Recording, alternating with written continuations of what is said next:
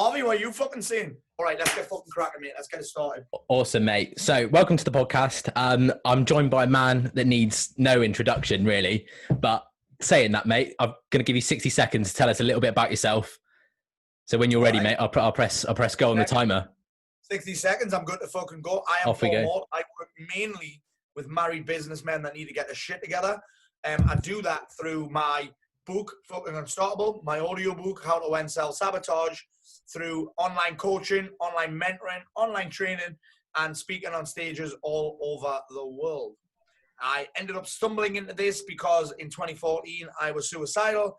I managed to turn my life around, lose 5 stone, get off bipolar medication, get off anxiety medication, and now inspire thousands of people all over the world to do the same. Wow. Yeah. What else do you need? That's good. That's good to start, mate. Before we get started, what was it like meeting Tyson Fury? Do you know what it was like? It was a very strange experience because I felt like I'd known him forever. And when you hear the podcast, you think you think we've been mates for years. So that's what it was like. From the moment he came in, he was loud as fuck like me. He was fucking brash as fuck like me, and we got on like a fucking house on fire. Yeah. And when you listen, you'll be like, "Are you sure you didn't know him before?" Yeah. Yeah. Sick. Friday, isn't it? Next Friday. Well, we've got a little bit of a challenge now. Okay. It was next Thursday. But now I'm speaking to a big podcast company who've shown an interest in what I do. Okay. And they're saying like it's going to be 2 to 3 weeks. However, I haven't made the decision to go with them yet. Okay. So what we may be able to do is do a YouTube exclusive on a YouTube exclusive. Hang on a second, sorry, bro. A YouTube exclusive on the Fury interview, and then maybe wait for the audio only. That's probably what we're going to do because the YouTube exclusive's ready. Sick. But we'll see. Yeah, it was it's a great experience, and obviously it's great exposure for me. And the podcast is also for a lot of people. Hopefully, like this one today, mate, is going to be life changing. Yeah, no, absolutely. Like, I'll put my hand up. You have definitely changed my life and turned my life around in the past 4 months. Yeah, it wasn't me. Wasn't me. You certainly played a part. You certainly played a part, mate. I facilitated it, created space for you to do that, and give you the tools. And called me a pussy, and then I stopped being a pussy. Basically, that's what. Not everyone needs that. That's what some people need. Yeah, no, absolutely. As a coach, it's one of the skills of coaches. You got to, in football, they call it man management. Like, you've got to know some people need to rocket up the arse, and some people need an armor on the shoulder. Yeah, and their hair played with. Yeah, and some people are a bit of both. Like I'm a bit of both. Sometimes I need an armor on my shoulder. Sometimes I need a fucking rocket. In that moment in time, you need to be called out on your bullshit. Yes, absolutely. Awesome, mate. So basically, what I wanted to talk about today was about you, your journey, mental health, and suicide. So, like I said, we'll start off with the heavy shit. So let's start off at the peak, where obviously everything come to a crest. So when you were stood on the edge of the cliff in South Shields, what at that point when you were looking over the edge, what were you thinking and what were you feeling? I was thinking that this is the only way to end the pain that I'm in, the suffering that I'm going through, mentally, physically, and emotionally. Yeah. And I was ready to go. Ready to go. I could. That was the only way that I could see out of my. It wasn't even a situation because my life was fucking fine. Like my life was. I made a lot of money. Still had a 4-bedroom villa with a private pool in Marbella. I had a lovely house in England. We now no longer live there, but I had a lovely car. I had a beautiful family. I had a very successful business, but I just couldn't see all of that because I was too caught up in my mental and physical suffering. Amazing. Yeah, so that's where and the way I've described it, on my clip video, is. Yeah, and if anyone hasn't seen that, go and check it out because that is like, it brings a lot of things into perspective and like. It's crazy. Yeah, you might just be having a shitty week, but yeah, that video's been crazy for me. Was it 5.2 million views? 5.7 million. 5.7. There we go. Show me. We've had to put different variations of it out now because Facebook wouldn't let us have the one with. It's still there, but you have to search for it because Facebook, they have an algorithm where if you say fucking shit loads, they don't like people seeing it. I didn't even say the C word. In fact, I don't even know if I said F. I said shit and dick. Oh, come on. Yeah, exactly. And I didn't say I didn't say like shitty dick or dicky shit. Do you know what I mean? Who doesn't love a dicky shit? Exactly. So we've actually had to put another couple of versions of that one. They've had, I think, 250,000 views or something. All that's up, done it? Yeah. But that the way I describe that is, it was like drowning in a sea of negative thoughts. That's what I felt like, drowning and still with my clothes on and shit. So yeah, it was hot. It was a lot of darkness in my life then. Yeah. So what happened for you to get there? And what sort of happened in the lead up to it? Was there any like significant events that happened in the past? Not really, in that it was a series of events, not even a series of events, just a series of shit behavior. Yeah. It was all of my habits, that's my thought patterns, my thought process, my ability to handle emotion, my ability to process events, challenges and stresses, my ability to deal with that, and then my habits around drugs, booze, junk food, cocaine, the works. Yeah. It was just a build-up of that, really. Nothing in particular that happened. That it was kind of a regular occurrence where I'd go missing for like 3 days and turn my phone off. Like, wow. I'd just fuck off. And where did you go? I'd go on like a 3-day bender, or I'd go and stay in a hotel for 3 days on my own and just fucking drink and snort coke and do crazy shit. Wow. But there wasn't any particular event that set the whole thing off. It was just a series of, that was the culmination of it all. Yeah, it was a series of just going downhill, and then there'd be a little bit of an up. And then, because again, I was diagnosed by bipolar disorder, so I didn't know how to handle all these ups and downs. So the higher the highs, the lower the lows came.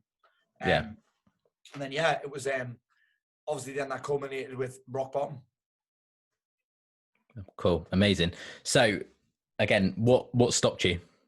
What was that thing that you're like, fuck, okay. I'd love to say it was my kids, thinking about my kids, but it wasn't. It was a sentence that my wife said about my kids. So do you want to go into a little bit more detail about what sort of happened then? So obviously, it was that bad that when I disappear, my wife is so stressed out that she'd actually, every time I left the house, she'd follow me. So I'd get in my car and sometimes I wouldn't come home for 3 days, right?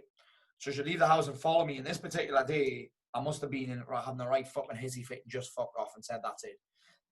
Listen, the challenge is when you're in that mental state, you actually, a lot of the time, you can't remember much about what led to it. Like, my memories of that few years, I probably struggled for about 2 years. Yeah. The first 2 years of my son's life, really, I feel like I missed it. I can't remember much of it.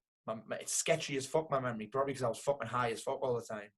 Or I was on fucking meds from the doctors and diazepam and fucking antidepressants, and they put me on antidepressants, and then that made I almost said my bipolar, but the bipolar that I was suffering with at the time made it worse. So I can't remember much about it. So at this point, again, I went to this cliff. It's where there's a, if you look at my Facebook personal profile now, and I'm sitting on a cannon. Yeah. That's where it was. I was ready to jump, not off the cannon, but off the cliff where that is. Yeah. And I wasn't thinking about my kids because I thought my kids would be better off without me. If anybody's ever been that low, like, there's no logic. It's all fucking emotion, and it's all negative emotion that you don't know how to handle. And then my wife said to me, listen, I get it. My wife's like, I get it that you want to end it because I can see how much suffering you've gone through. I can see how much pain you're in. And it was exhausting for her as well. She said, it's exhausting for me too. She said, but think about the kids growing up as those kids whose dad killed himself and spending the rest of their lives with that. Yeah. And I wasn't willing to do that. I wasn't willing to put them through that. I wasn't willing for my wife to have that guilt with her for the rest of her life, because it'd be her that felt guilty, and my mum and dad, the few friends that I had left then, that would have to deal with the guilt that came with that. Yeah. Yeah. So I wasn't willing to do that, essentially. Yeah. Yeah. Wow. Cool. So since then, since Lesley said that to you, what's changed since then? Oh, dude, fucking hell, where do you want me to start? Well, yeah. So now I'm not on bipolar meds. I don't need fucking anxiety meds anymore. I have lost 5 stone. I've got into the shape of my life. I've competed in boxing. I've competed in jiu-jitsu. I've done SAS selection training. I've completed the original SAS selection speed march, the penny fan. I have jumped out of a plane. I've gotten over my phobia of the dentist. I've been discharged from the bipolar community support list, which is probably one of my biggest ones. Yeah. I've been named Master Coach of the Year 2019, which officially means I'm the best coach. Mate, that's a fucking massive trophy, what you put on socials yesterday. I didn't realise how big it was. No, it wasn't that. I didn't get that. Fuck. I got a shitty little one, and the guys from Alliance sent me that trophy. Yeah, sent me that massive trophy because they're like, it's not big enough for what you pulled off, Paul. Yeah, fair. I've written a book, like I say, I've written a book called Fucking Unstartable. I've went all over I've been to a lot of places, 6 different countries speaking, and obviously I've helped thousands of people with my content, my videos, and that, which is for me, it's an honor for people that people listen to what I've got to say. Yeah, amazing. And is there any specific changes that that you made that you're like, that was like maybe two or three massive changes that you made? The first thing is I stopped doing shit that I hated. You can't create a life you love doing shit that you loathe. I stopped drinking for 18 months, stopped doing coke for 18 months. I got in shape. That was probably one of the biggest ones, getting in shape, getting a handle on my health. That was mental. I'd never seen a picture of you heavier, but when you put that video out of you, like sort of like pointing to yourself, like I didn't, like if you walk down the street, I wouldn't be like, who the fuck is this guy? Yeah, you're fucking, it's just your face. You're like me, when you put on weight, lose weight, it's all on your fucking face. In 2014, that was when I first started working with James Smith, when I was like that. Really? Yeah. Wow. That's okay. Yeah. So it's crazy. So that was one of the biggest things. A couple of other things that I've done, I've learned how to get a handle on my emotions. Listen, there's so much that I've done and learned, but the few things that have made the biggest impact was getting a handle on my energy and getting a handle on how I perceive events. Yeah. And the one person that I've studied with was a lady called Byron Katie. I did her 9-day school for the work, and it was transformational for me. Transformational, because once I started to realize that nobody could drag me down, no situation could make me feel a way that I didn't want to feel, and that was all on me. That's where I really started taking charge of how I feel, my thoughts, my habits. Yeah. Also known as taking responsibility. Taking charge just sounds cooler. Yeah. Yeah. 100%. Yeah. And like in the past couple of months, that's been something obviously that you drum into us. And I'm like, that is just, like you said, I think day one. I was the king of blaming other people. I was the king of blaming other people. I blame my competition. I blame haters and trolls. Blame all those people. I blame fucking bipolar. Oh, my bipolar is this. My bipolar is that. Oh, I'm bipolar. So therefore I'm going, I just blame everything else, everybody else. I blame my mum. I blame my upbringing. I blame my wife. I blame the fact that I had kids that were hard work. I blame everyone else apart from myself. The reality is I am in charge of how I fucking feel. And when I blame someone else, anything else, anyone else, the fucking weather, I surrender power. And I become powerless, because when I'm pointing one finger out, there's 3 fingers pointing back at me. For me to take back power and access power that everybody has, the power to change, the power to take charge of the behavior, the power to create different results for themselves, the power to feel different. You've got to take fucking full responsibility. That out of all of it, actually, that would probably say is the one. Until I did that, until people do that, nothing's going to change. You have guys come into the program that say one thing and then do something different. And then they'll always have something else or someone else to blame. Yeah.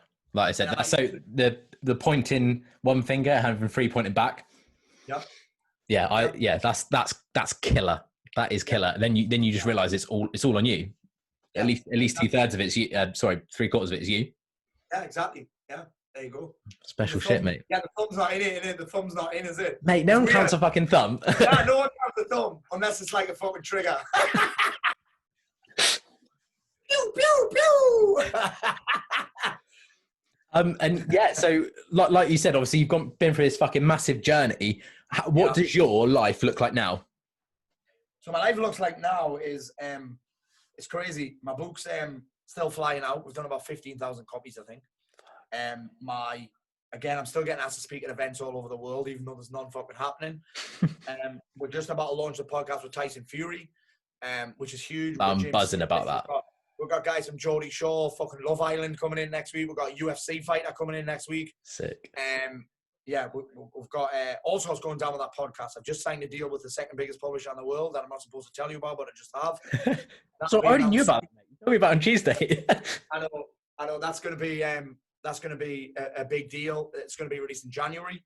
Just loads going down, but that's just a side effect of me handling my own shit, showing up as a dad for my kids. I get to spend a lot of time with my kids, and you ever see my kids, you know that what we do rubs off on them. You see them. Yeah. I get to spend a lot of time with my wife. My wife's involved in the business now. Yeah, you can definitely tell that like Nina's your kid, 100%. She's like a mini you, 100%. Yeah, she's imagine a 7-year-old with me. Holy fucking shit, mate. Yeah. I think she's at a party right now, actually. Yeah, she is. She's at a party. Yeah. She said, she was going to a party this morning, right? And she said to my wife, she says, Mom, at the party, you don't have to stay, you know. And it doesn't matter if you're late. She's basically saying, just fucking leave us at this party. You don't have to stay. She's 7, and she's already saying, you don't have to stay, you know. And it doesn't matter if you're late picking us up. Yeah. She's already trying to do her own thing at 7 years old. Fuck. Wow. Yeah. That's what my life looks like now. And you know, I would say I'm lucky enough. It's not luck, really. But I'm lucky enough to spend my time just impacting people through the words that I use and through my actions. I don't really do much that I hate anymore. I mean, this week I've had to work a couple of extra days that I don't particularly want to work. Yeah. I'm going on holiday with my family, and I don't take my phone on holiday. So for a couple of weeks before, I have to eat shit. But it's doing shit that I love doing, which is coaching, mentoring, advising, consulting, talking, basically. Talking. Again, that's not an accident. That hasn't by accident. I've worked my ass off to get that. I've outsourced the things that I hate. I've got a team here. We're running 2 events next week. We've got an event that I know you're coming to on the 21st of August. Absolutely. Yeah.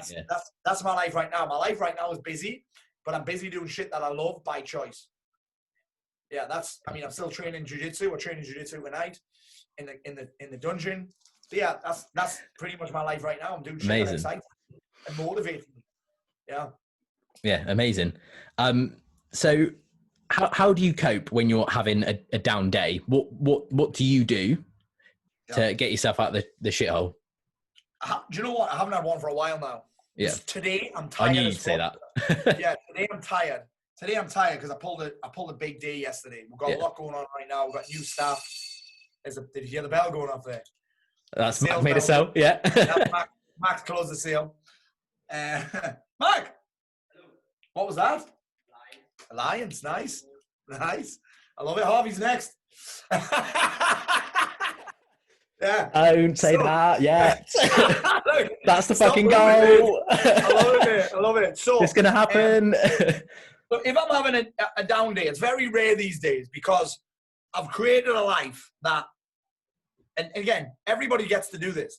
Every day I get to create something that I'm excited about. So even if I have to eat shit, like yesterday, it was a hard fucking day, mainly doing stuff that I love, but it's tiring what we do. Coaching isn't easy. No. That's why a lot of people can't handle it. That's why so many people fail at it.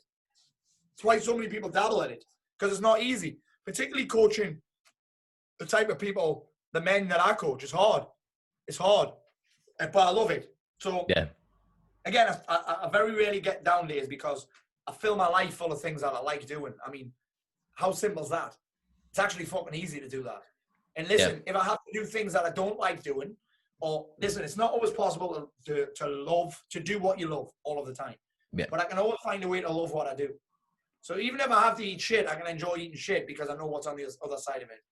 I know that it's linked to what I really love doing. So for example, I don't particularly like weight training, but I know that I can't train jiu-jitsu every day. I'm too old, right? I'm too old. But I know that weight training is critical for my body because if I don't lift weights, I get all fucking soft and fluffy. And I can link weights to feeling better, more confident, and just being better and stronger jiu-jitsu. So I can link doing shit that I don't like, the things that I do like.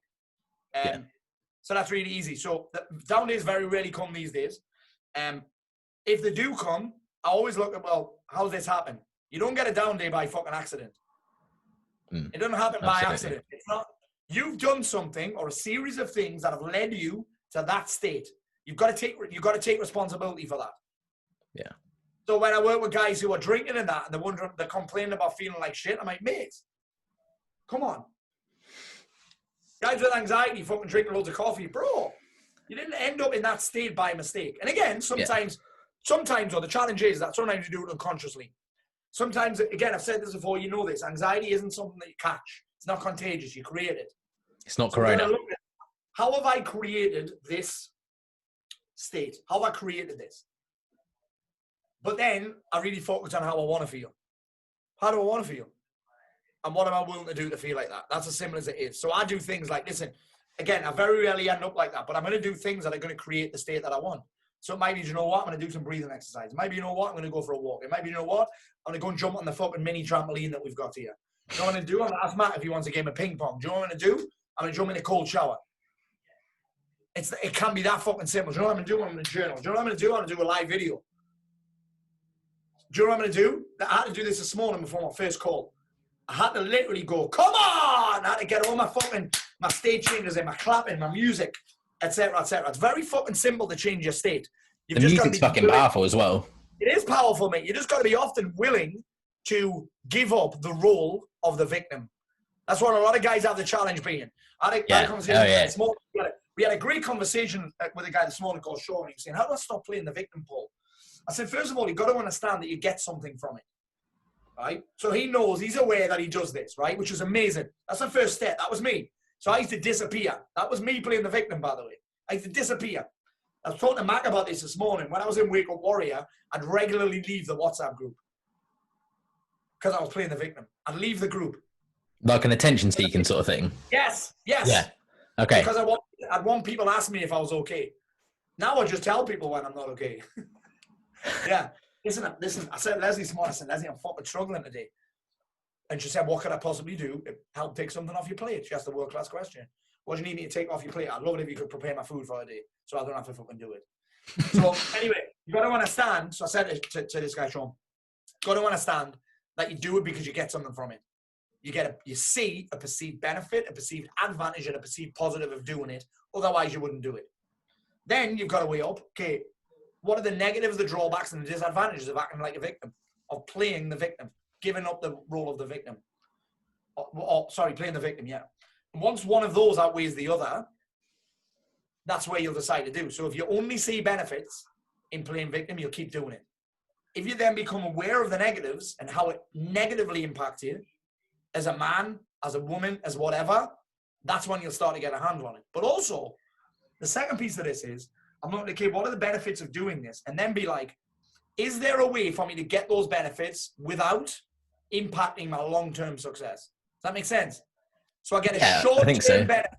I get a short-term benefit from playing the role of victim. However, that impacts my long-term benefits of changing my results. So what I can do is look at, okay, what are the benefits? How else can I get those benefits? Well, I get attention. Okay, well, what if I just asked for some extra attention? Listen, I'm struggling today. Yeah. What if I just asked instead of playing up? What if I just asked? Okay, well, I get a little bit of extra affection. What if I just went over and gave her a fucking hug? Okay, I get a little bit of whatever it is. How can I get that? What's another way I could get that would not ruin my long-term progress? So this is how we're going to handle my cocaine habit. I discovered boxing. I'd get the benefits of coke. Listen, let's face it, right? When I talk about booze and coke with people do it because it's fucking fun. Let's not cover it up. It's fun and makes you feel good for a little bit, right? A little bit. That's the important bit, isn't it? Yeah. Well, sometimes it makes you feel like you're fucking king of the world for a few hours, right? Right? But here's the thing. And I've talked about this with Tyson in depth. So we talk about this, it makes you feel great. But the challenge is, long term, makes you feel like fucking shit and ruins your life. Right? Yeah. So then I'm looking at, okay, how else can I get these benefits? So when we're aware of the benefits and the drawbacks, the challenge is that when it comes to that time, for a lot of people drinking, they can only see benefits. Or the benefits outweigh the drawbacks in that moment. So I found boxing, which gave me the same benefits, made me feel great, gave me confidence, it de-stressed me, and it made me sparring, made me feel alive. Just like coke did. But it didn't sabotage my long-term success or happiness. It didn't destroy my long-term success and happiness. I got the same benefits. Changed my life. Yeah. Without the drawbacks. So I got the benefits without the drawbacks. It's magic, isn't it? Absolutely magic. It's just I think so. I first jumped into the Unstoppable Circle with a webinar, and one thing that you kept on saying was perception. And it's just the way you view things, and that's probably one of my biggest takeaways of the whole thing is I trained on it last night, dude. Yeah, I trained on it last night again. Yeah. Yeah. So like you just look at it different. You can look at it in a different way. Yeah, it could be That's the difference fucking between end of the two world. people. That could be the difference between two people. That's mainly the main difference between two people, and the way they handle stress is the way that they view it. You've seen this with Corona. There's still people losing their shit about it now. In fact, I got a text while I was waiting. Nina's friend's mum was like, "Oh, I want to." Basically, she said her kid was going to just call Alex, right? Not going to be listening to this. Alex was going to come to this party with Nina, but now her friends are starting to say, "Are you sure Alex should be going to that party? What about social distancing?" And I'm like, one, kids don't really suffer from it. I haven't got an opinion on COVID at all, by the way, but kids aren't catching it. I think one kid in the world's fucking died from it or something, right? No kids, right? It's all old people who are already dying, right? Anyway, let's get rid of the propaganda. But the difference between me and my wife and them is just how we perceive Corona. And I'm going to guarantee that the perception is based on how much that lady's family watch the news and how much time they're spending on social media. All right, any more about that? Yeah. I'll spend a fair amount of time on social media, but I'm not consuming, I'm creating. Yeah, it's different. Yeah. Yeah. So yeah. That's how powerful perception is. Yeah. Imagine not letting your kid go to a party because you watch too much fucking news. That's essentially what you're saying, isn't it? Yeah. Your kid, you can't go to the party because I've spent loads of time on Facebook this morning. Yeah. Come on. That's just perception. That's all that is. It's the only difference. Yeah. Yeah. Powerful shit, mate. So so 3 tips for someone who's struggling right now or just generally feeling a bit shitty. 3 sort of quick bullet points of just what you would advise. Okay, cool. So first off, you got to get clear on what you are knowingly doing that keeps making you feel like that. And then stop it. Yeah. Listen, you've got to look at your fucking behavior and take responsibility for how you feel. Nobody else has caused that. You've caused it. It's challenging this. This is my shit in, shit out. Yes. You can't fucking put diesel in a petrol engine and expect it to operate. You are the vehicle that drives your life, right? Yeah. So that's the first piece. The second piece is focus on how you want to fucking feel and create a strategy for how I want to feel. People get obsessed with how they don't want to feel. They're just focused on what they don't want, what's not working, what doesn't work in their life, what's broken, what people haven't done, what I haven't done, what I haven't achieved, what I'm not good at. It's easy, that. So, second piece is focus on what you do want, how you do want to feel. 3 is create a sense of purpose. So be working towards something. Yeah. Working towards something. Most people have lost purpose, so they just go around in circles and they're just wandering through life trying to make it to the fucking weekend. It's not fucking good enough. No, it's like trying to hit a dartboard with the fucking blindfold on. You're not going to hit. You might hit it, but it's fucking unlikely. You're going to hit your mate in the tits. Exactly, or put it in the back of someone's head and get kicked out the pub. Yes. Who wants that? Yeah. Yes. I saw that. I was watching a TV show, actually. Actually, do you know what I was watching? You know Shaun of the Dead?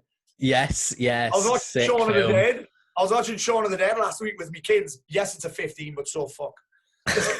Does Paul Mort care? Right? Fuck no. I was watching these with the kids. I was watching that with the kids and they loved it. And he got a dart in his head. Sean got a dart in his head. Yeah, that's crazy. And actually, here's a more random fact. Yesterday, I was watching a TV show. I think it's called Kingdom. Okay. It's an MMA show that's on Netflix, right? It's like an MMA. It's not a documentary. It's like a drama about MMA fighters. Kingdom? Yeah, I think it's called Kingdom. It might not be that. I'll put that on my list. That sounds sick, actually. Something like that. It's pretty good. It's got Frank Grillo in it. Do you know who he is? No, mate. I'm not a big film buff, so you say people's names, I'm like, no fucking idea. He's in I think he was in the original Punisher, and he's been in the Avengers before as well. Yeah. I'm not Darren. I don't know about Avengers. And he's anyway. The reason I'm saying that is because my mate's his boxing coach, Tony Jeffries, is Frank Grillo's boxing coach. But in that show, the one I was watching yesterday, the 2 dudes were drunk, and one of them wanted to throw a dart in his. He tattooed a target on his back and then threw a dart at him. Yeah. Anyway, savage. Just we're talking about throwing darts, so we may as well. There we go, mate. Random 2 facts of the day.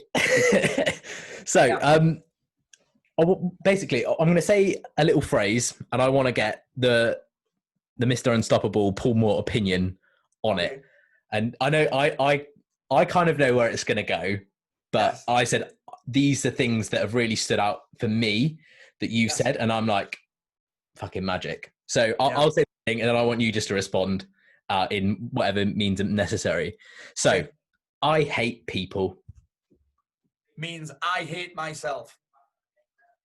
Okay. And other people show me a mirror to what I don't like about myself. Yeah. So he or she is so toxic. No such thing as toxic people, only toxic thoughts about people. Yeah.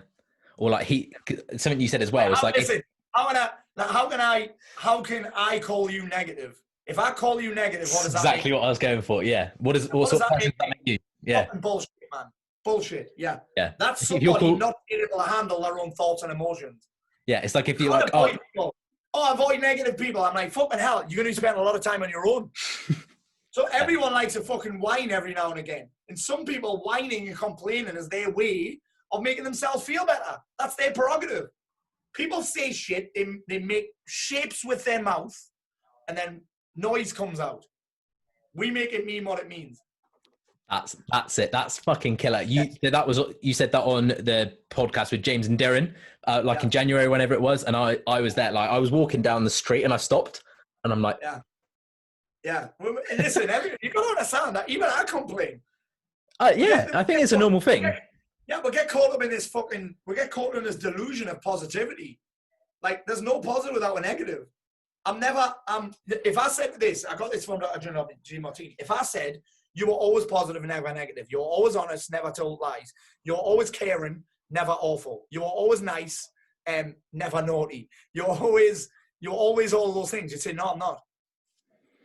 Yeah, like it's a spectrum, isn't it? Yeah. And a lot of it comes from perception. You have every trait that you see in other people, you see it in other people because you also own that trait. Yeah. Yeah. Sick. And then the last one, I did have another one, but I didn't write it down and I've forgotten it. So I feel like my world's falling apart. It's not though, is it? Yeah. There's only one world. There's only one world. I mean, it might be falling apart, but it's not yours. Yeah. That's an example of language that adds intensity to what is essentially just an emotion. Like I said at the start, how do you really feel? What's the emotion that you're actually experiencing? Because that's not an emotion. That is a description. And the description is based on an analogy, which is adding intensity to what is essentially just an emotion. It's going to make you feel worse, not better. Yeah. One thing that, again, I've definitely learned with you as well is how fucked up is the language that we use. Dude, it's horrendous. It's so bad. And it's like, when like only is a fucking shit word. I only got 10,000 steps. Yes. Well, someone can't fucking walk, mate. So you've got 10,000 on them before you even started. Every time you say the word should or shouldn't. Yeah. Shouldn't have done that. Yeah, but you did. So you should have. He shouldn't say that. Yeah, but he's saying it. So he should. Yeah. You just know that you're arguing with reality and you're going to be fucking exhausted. Every time you say that, know that you're full of shit. Yeah. You're fucking arguing with something that is a fact. Well, Boris shouldn't make you do that. Yeah, but he is. You shouldn't have to wear a mask. Yeah, but you do. Yeah. So again, something that someone's always going to call you a dick. And I wouldn't want to make those decisions. I don't think a lot of people would want to make those decisions and have the ramifications of them. I'm not saying that, Boris for the win, but I'm like, mate, do you want that fucking responsibility? And then everyone to go down and call you a cunt? Oh, you're going to I'm going to get called. If I do wear one, I'm going to get called a sheep. Yeah, exactly. It's just so happened that I've just ordered 100 branded ones. Oh, man, I'm trying to do that as well, but they're so fucking expensive. Hey, well, listen, I'm going to give you an insight into what I've done instead. Because when I weight train, I love a headband, right? For some reason, when I wear a headband, a weight train, it just makes me feel like I'm in the game. Like, it just gets me head on. Wait until I see this. You'll fucking love this. This is what we've ordered. Can you see that? Oh, sick. Because then it can go up as a headband. So you can wear it as a mask, and then you can put it on as a headband too. Yeah. Sick. So 21st of August, did you say they'll be available? I've just ordered 100. If I've got some left, you guys might get one. Oh, sick. Okay, cool. I'll be there in front of the queue. Yeah, they're pretty cool, aren't they? Yeah, that's actually sick, to be fair. I like that shit. £6 each. It's not. Yeah, but it's not bad. Because I ordered 100. I'm getting a friend to make mine because she's like an Etsy shop person and sick. She's like just say what fabric you want. So I'm just go like my pink branding. I'm just gonna go bright pink and then see if I can get printed or like embroidered. Nice. Just tell her you won't give her COVID-19 if she does them for you. That's no, it's fine. Yeah. How much are they? Well, what if I just don't give you COVID?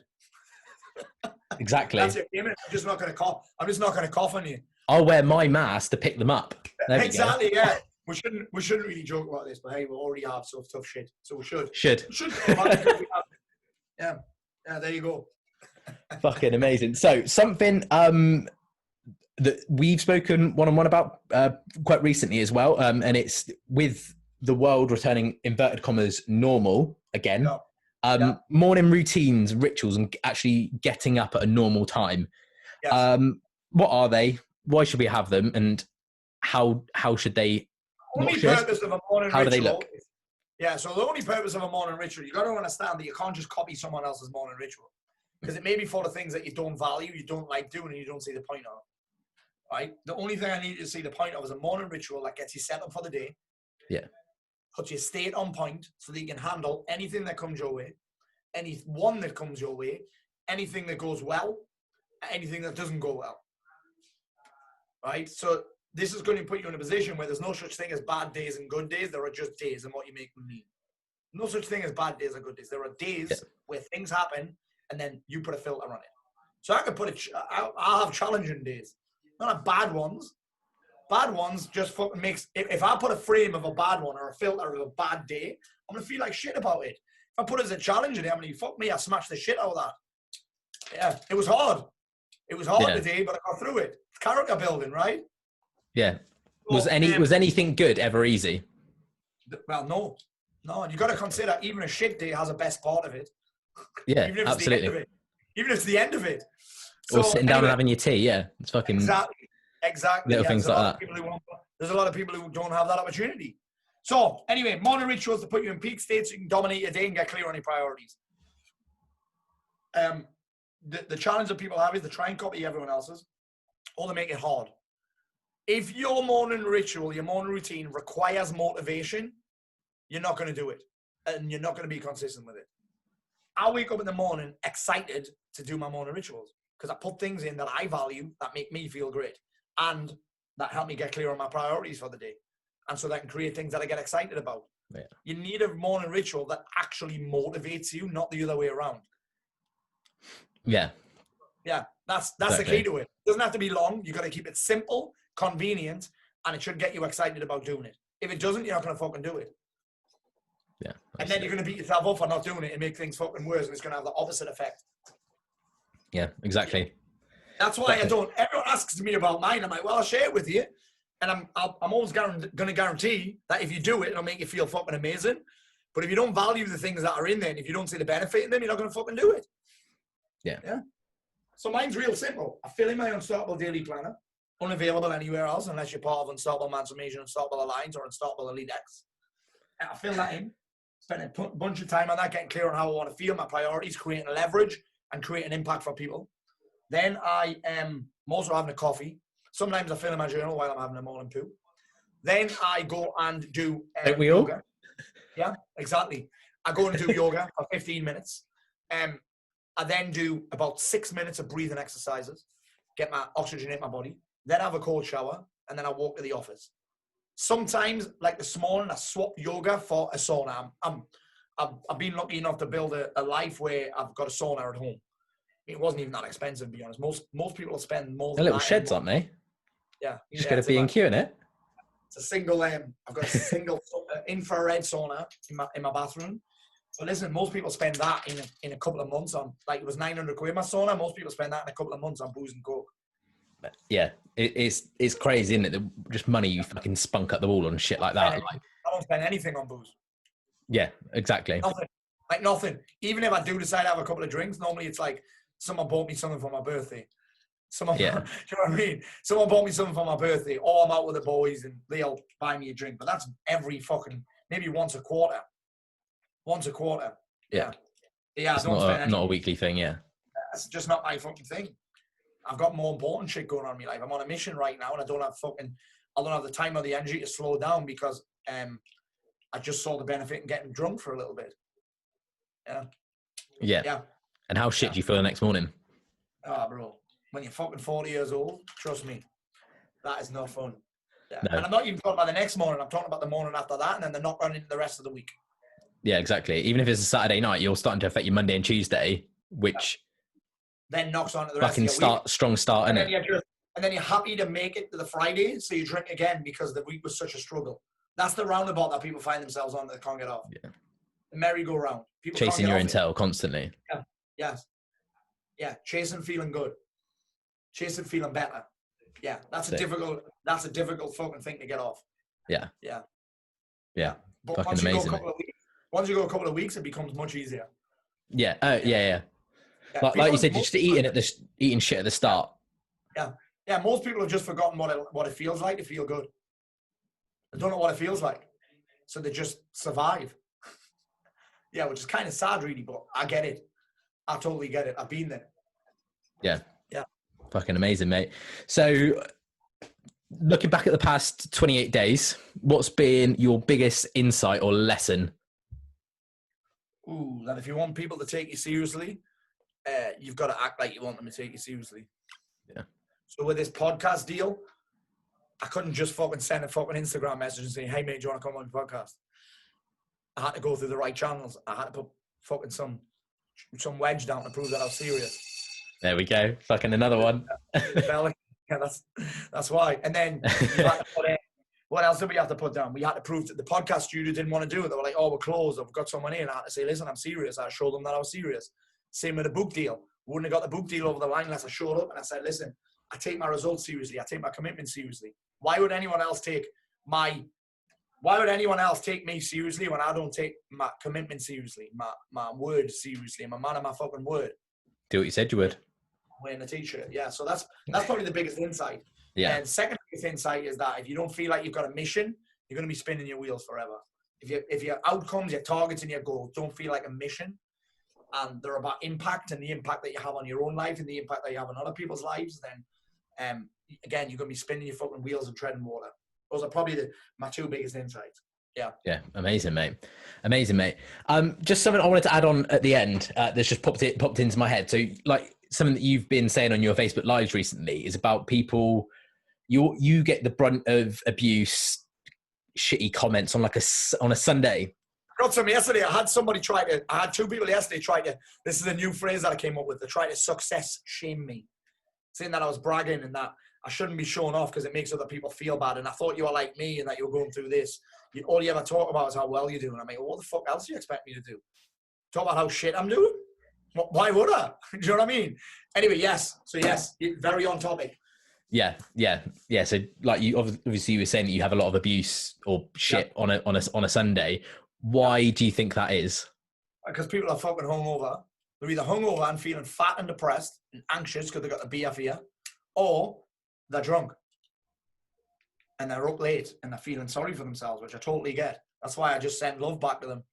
Hope you're okay, mate. I've tried everything else. Try and prove myself right. Try and make them feel worse. Just like, hope you're okay, mate. Yeah. That's it right now. Yeah. That's when I get abuse every day, but it's especially prevalent on a Saturday night and a Sunday morning. Yeah. I get it. Listen, I'd rather people take it out on me than take it out on their kids or their wife. Yeah, exactly. Big boys, you can take it. I'm a big enough boy to deal with it. Yeah. I'm a big enough boy to deal with it. Yeah, dude. I hope that made you feel better. Yeah.